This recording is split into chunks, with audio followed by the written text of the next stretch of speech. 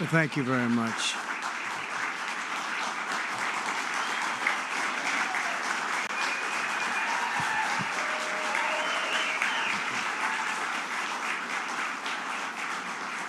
Thank you very much, everyone. And I'd like to start by saying that our country is doing very well. Things are, as you can see, doing quite well. Please sit down. Before we begin, I just want to announce that I signed a proclamation a few moments ago honoring the 250th anniversary of Patrick Henry's famous speech to the Second Virginia Convention, in which he declared very well-known, very famous words, "Give me liberty or give me death." Has anyone heard the phrase? I think most of you have.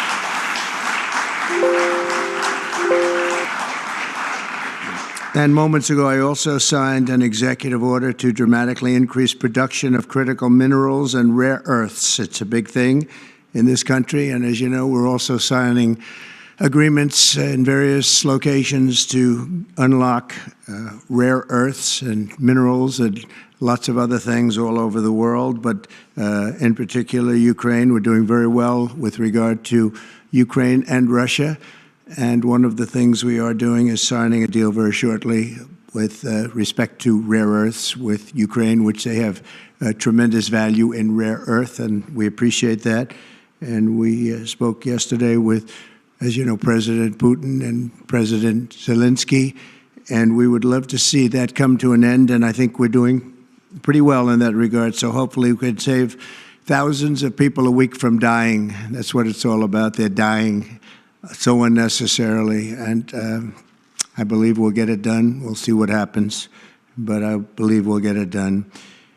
Today we take a very historic action that was 45 years in the making.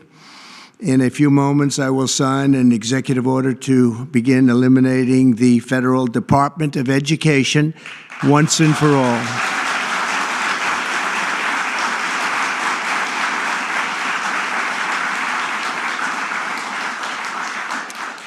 And it sounds strange, doesn't it? Department of Education, we're going to eliminate it, and everybody knows it's right.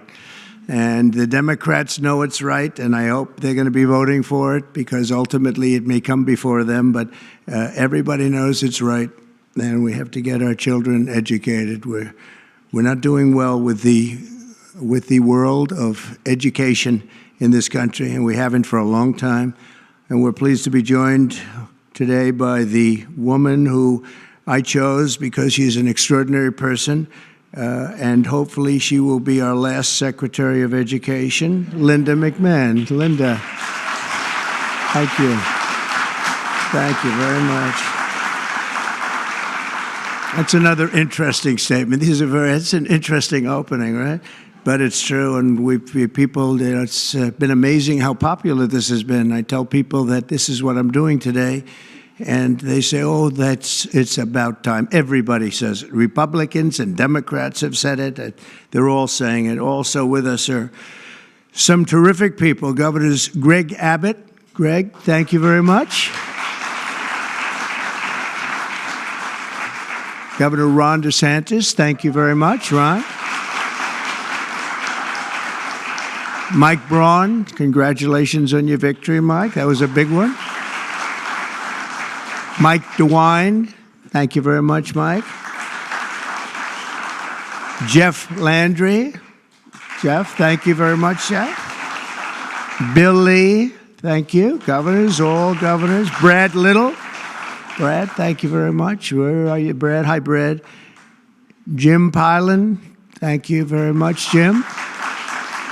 And Kim Reynolds. These are all people very interested in education. And I even see Dan Patrick over there, my friend Dan Patrick. We're joined also by Representatives Tim Walberg and Virginia Fox, Rick Allen, Michael Rulli, and again, Dan Patrick. Thank you very much, Dan. You've been a great friend of ours. And State Attorneys General Ken Paxton. Ken, I see you there. Andrew Bailey. Andrew, what a job you've done, Andrew. You have some good cases going. You've done a great job. Thank you very much. and co-founder of Moms for Liberty, Tiffany Justice. She's been a hard worker. Thank you. Thank you, Tiffany. When President Carter created the Federal Education Department in 1979, it was opposed by members of his own cabinet, as well as the American Federation of Teachers, the New York Times editorial board, and the famed Democrat Senator Daniel Patrick Moynihan. History has proven them right, absolutely right. After 45 years, the United States spends more money on education by far than any other country, and spends likewise by far more money per pupil than any country, and it's not even close. But yet we rank near the bottom of the list in terms of success. It's an amazing stat. Those are two stats you don't want: the most money spent per pupil, and you're at the bottom of the list. And that's where we are, like it or not, and we've been there for a long time. 70% of 8th graders are not proficient in either reading or in math. 70%. 40% of 4th graders lack even basic reading skills, can't read. Students in our public elementary and middle schools score worse in reading today than when the department opened, by a lot. In Baltimore, 40% of the high schools have 0 students who can do basic mathematics.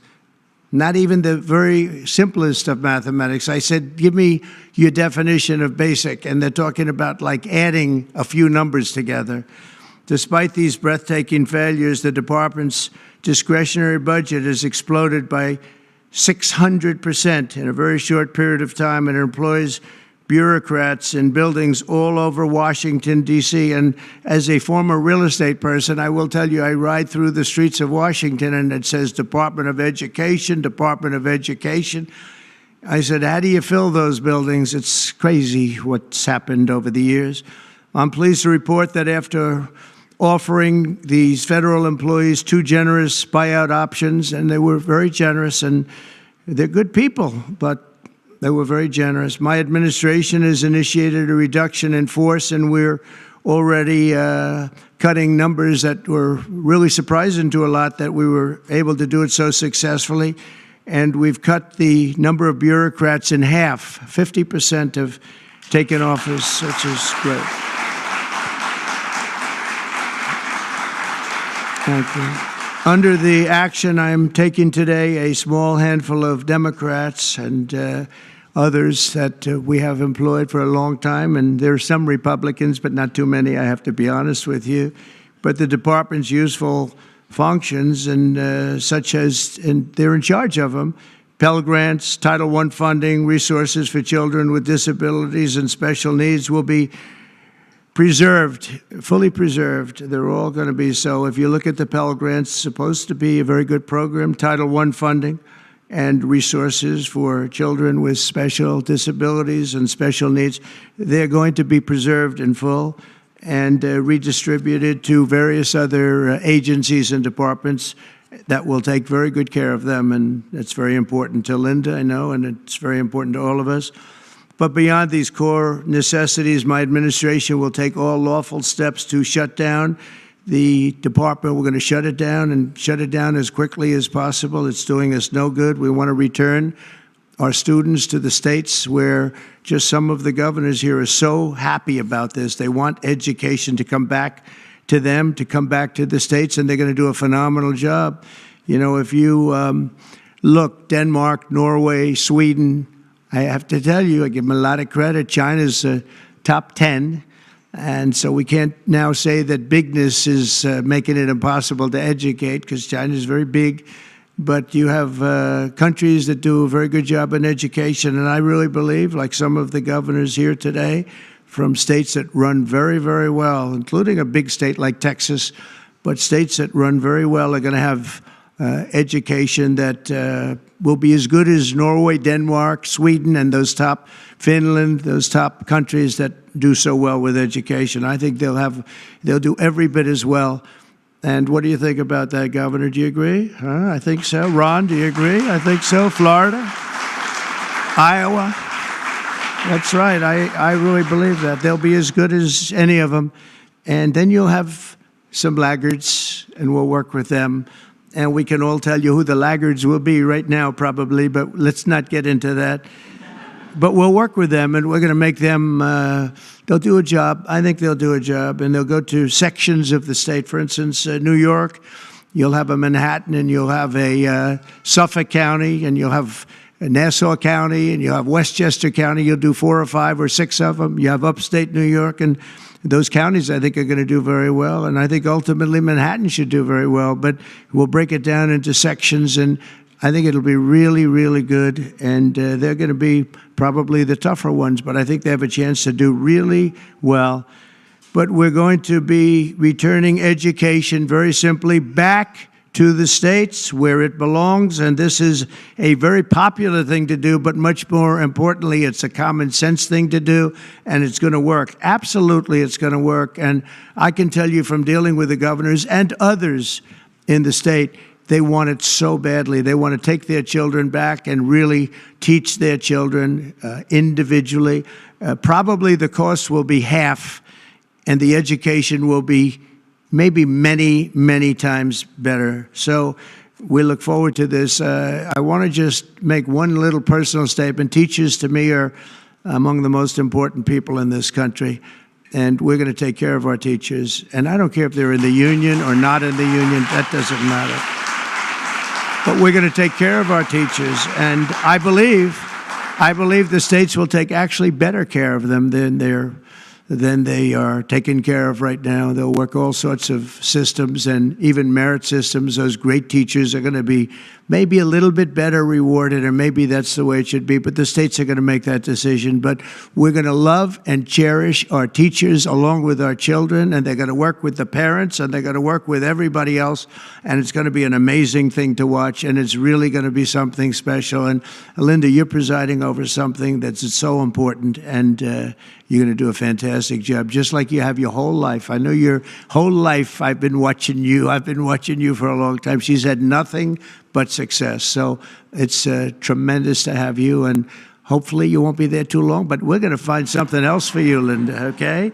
So this will conclude what we are talking about with respect to our most cherished group of people, and that's our children. We want to have our children well educated.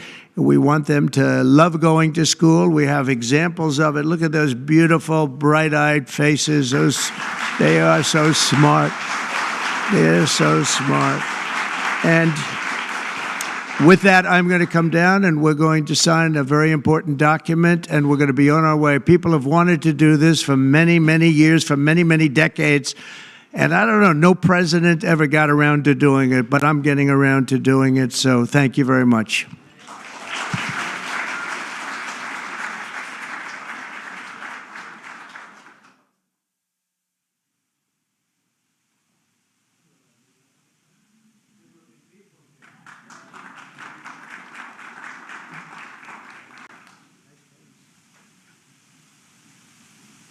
Should I do this?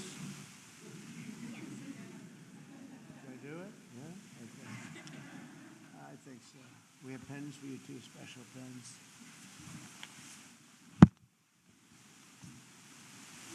I'll take this one out. I had one that was very lucky. I signed another document that turned out to be very good for the country, and I said, let's use that same pen. I don't know, is anybody superstitious? Ron, are you superstitious? Let's use that same pen.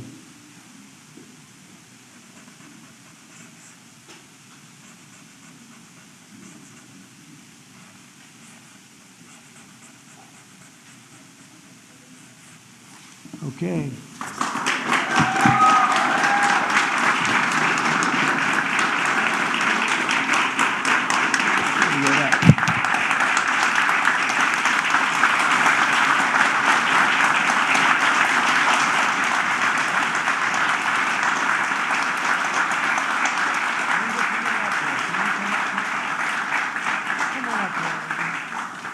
Can you come up just to say, come on up. That's good. It's very important. Yeah, big factor here. Good luck. Good luck, man.